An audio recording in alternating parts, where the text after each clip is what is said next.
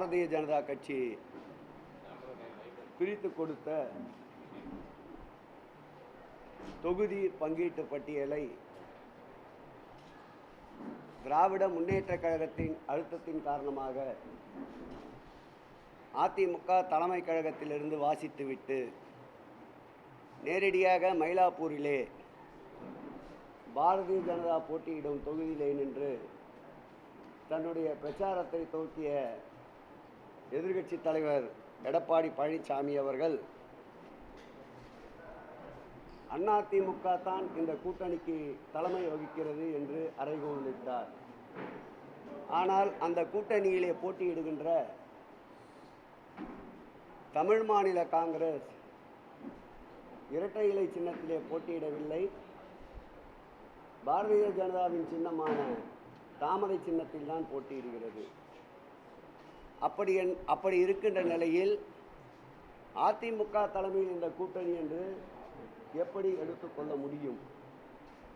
அதேபோல் ஆடு நடைகிறதே என்று ஓநாய் கவலைப்பட்டது போல் இந்த கூட்டணியில் தேர்தல் அங்கீகாரம் பெற்ற கட்சியை விட தேர்தல் அங்கீகாரம் இல்லாத கட்சிக்கு கூடுதல் இடங்களை ஒதுக்கிவிட்டதாக கூறியிருந்தார். நான் அவரை வரலாற்றை திரும்ப பார்க்க சொல்லுகிறேன். 2011ஆம் ஆண்டு தேமுதிக அதிமுக கூட்டணியில் இருந்தபோது 41 இடங்கள் ஒதுக்கப்பட்டது. அன்றைக்கு அந்த கட்சிக்கு தேர்தல் அங்கீகாரம் இல்லை. ஆனால் அந்த கூட்டணியிலே இருந்த சிபிஐ, சிபிஎம் போன்ற கட்சிகளுக்கு தேர்தல் அங்கீகாரம் இருந்தது. அன்றைக்கு தேர்தல் அங்கீகாரம் இருந்த கட்சியை விட தேர்தல் அங்கீகாரம் இல்லாத கட்சிக்குத்தான் கூடுதல் இடங்கள் ஒதுக்கப்பட்டது என்பதை வரலாற்றை எடப்பாடி பழனிசாமி அவர்கள் மறந்துவிட்டார். அதேபோல் சென்னையை பற்றி பேசுகின்ற பொழுது தண்ணீரில் தத்தளிப்பதாக சொன்னார். கடுமையான புயல், மழை, வெள்ளம் வந்தபோது வெளி உலகத்துக்கே வராதவர். கொரோனா என்ற நோய் தொற்று தமிழகத்தை ஆட்டிவித்த போது ஆட்சி அதிகாரத்திலே இருந்த அன்றைய முதலமைச்சர் எடப்பாடி பழனிசாமி அவர்களோ அல்லது அவருடைய சகாக்களான அமைச்சர் பெருமக்களோ வீதிக்கு வரவில்லை. அன்றைக்கும் வீதியிலே இருந்து மக்களுக்காக, மக்களின் நலனுக்காக உடையும் உணவும் மருந்தும் வழங்கியவர் இன்றைய முதலமைச்சர், அன்றைய எதிர்க்கட்சி தலைவர் மாண்புமிகு தமிழக முதல்வர் அவர்கள். அன்றைய தினம் கொரோனா நோய் தொற்று பரவுகிறது, சட்டமன்ற கூட்டத்தை வேண்டாம் என்று மாண்புமிகு முதலமைச்சர் அவர் இன்றைய முதலமைச்சர் அன்றைய எதிர்க்கட்சி தலைவர் வலியுறுத்திய போது கொரோனாவால் ஒரு உயிர் கூட தமிழகத்தில் மடியாது என்று அறைகூவலிட்டார்.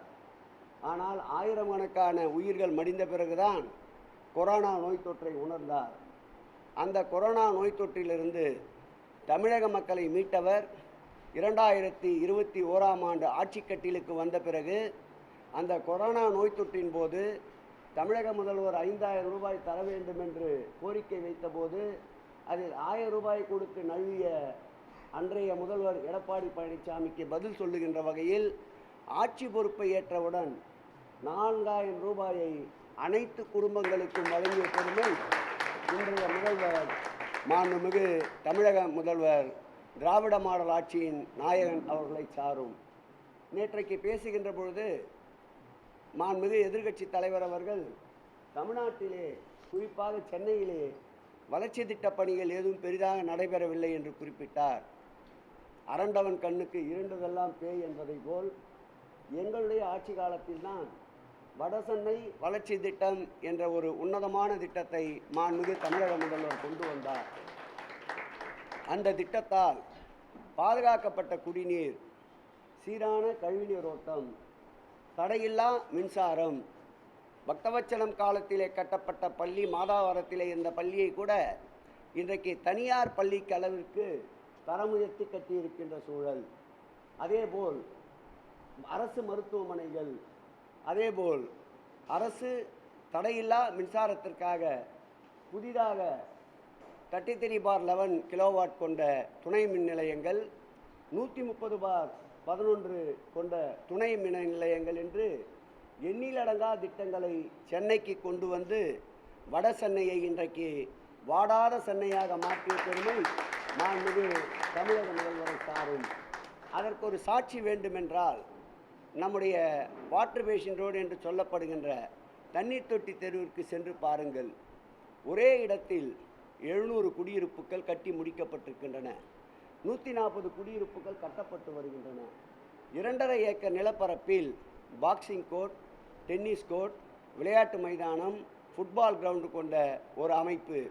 அதே அமைப்பில் அதை ஒட்டி முதல்வர் பெயரிலே திருமண மண்டபங்கள் 10 லட்சம் 15 லட்சம் என்று சிறப்பான முறையில் திருமணம் செய்ய வேண்டுமென்றால் தென்சென்னையை நோக்கி ஓடிக்கொண்டிருந்த மக்களுக்கு உதவிகரமாக வட சென்னையிலேயே 70,000 ரூபாய் செலவில் வாடகை என்று நிர்ணயிக்கப்பட்டு திருமண மண்டபம். அதே இடத்தில் இலவசமாக மக்களுக்கு டயாலிசிஸ் சென்டர், அதே இடத்தில் சென்னை பெருநகரத்தினுடைய மாநகராட்சியினுடைய அரசு அச்சகம், இப்படி 6 ஏக்கர் நிலப்பரப்பில் ஒரே இடத்தில் இத்தனை திட்டங்கள் கொண்டு வந்து வட சென்னையுடைய வளர்ச்சியில் முத்திரை பதித்தவர் மாண்புமிகு முதல்வர் அவர்கள்.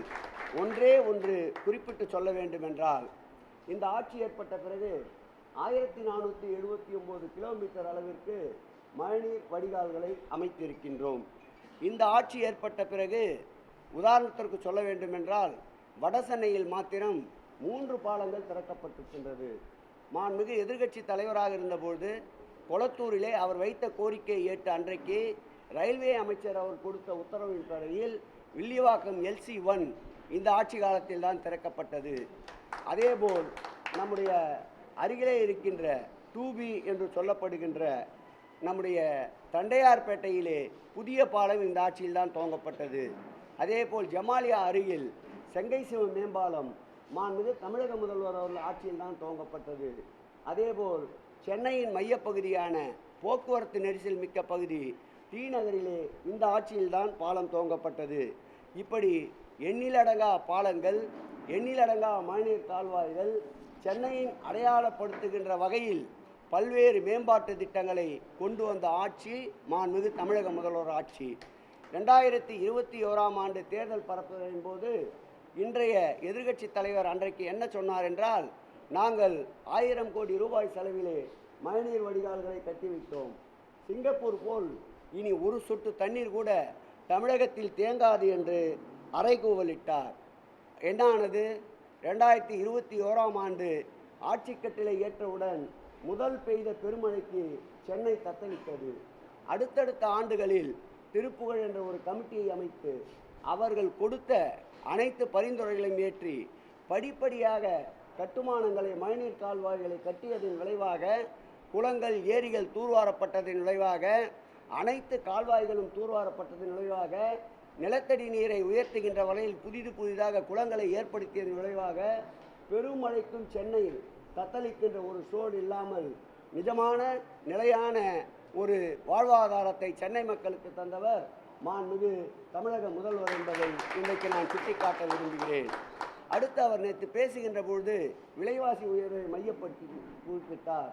நான் அவரை கேட்பதெல்லாம், இந்த ஆட்சி ஏற்பட்ட பிறகு மத்தியிலே மோடியின் தலைமையில் ஆட்சி ஏற்பட்ட பிறகு நீட் தேர்வை ரத்து செய்வதற்கு இவர் ஏதாவது அழுத்தம் தந்தாரா?